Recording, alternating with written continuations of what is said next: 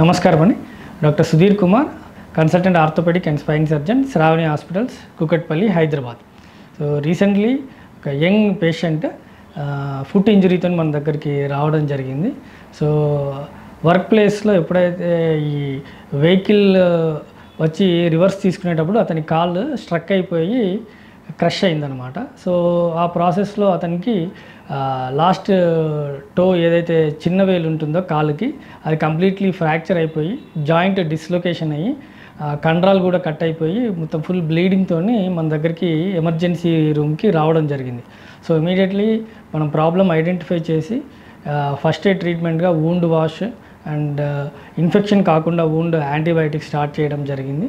And immediately x-rays తీసుకొని joint స్టేటస్ని, డిస్లొకేషన్ని, ఫ్రాక్చర్ని ఐడెంటిఫై చేయడం, టెండాన్ స్టేటస్ని ఐడెంటిఫై చేసి సో ఇమీడియట్లీ పేషెంట్కి కౌన్సిల్ చేయడం జరిగింది mode of treatment and course ఎలా ఉంటుందని.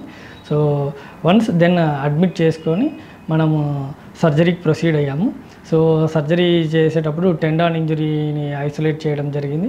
ఫ్రాక్చర్ డిస్లొకేషన్ని రెడ్యూస్ చేసి కేవైర్తో ఫిక్స్ చేసి తర్వాత టెండాన్ ఇంజరీని రిపేర్ చేయడం జరిగింది.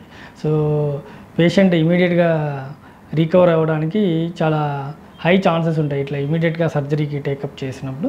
సో ఒక few days of antibiotics coverage ఇచ్చేసి ప్లాస్టర్ వేసాము. So soon he will be వెంటనే వాకింగ్ చేయడానికి రికవరీ పాత్ అనేది చాలా క్లియర్గా ఉంది. Hi, this is Sairam. మా నేటివ్ వచ్చేసి ఈస్ట్ గోదావరి రాజోల్. ఇక్కడ వచ్చేసి హైదరాబాద్లో ఉంటాం, కొండాపూర్లో. నాకు ఆఫీస్ నుంచి వచ్చేటప్పుడు ఇక్కడ యాక్సిడెంట్ అయితే డైరెక్ట్లీ వచ్చేసి ర్యాపిడో ద్వారా ఇక్కడ జాయిన్ అయ్యాను. నాకు మండే మార్నింగ్ వచ్చేసి సర్జరీ అయింది. Presently feel better. Doctor Sudheer గారు సర్జరీ చేశారు. ప్రజెంట్లీ ఇప్పుడైతే బాగానే ఉంది.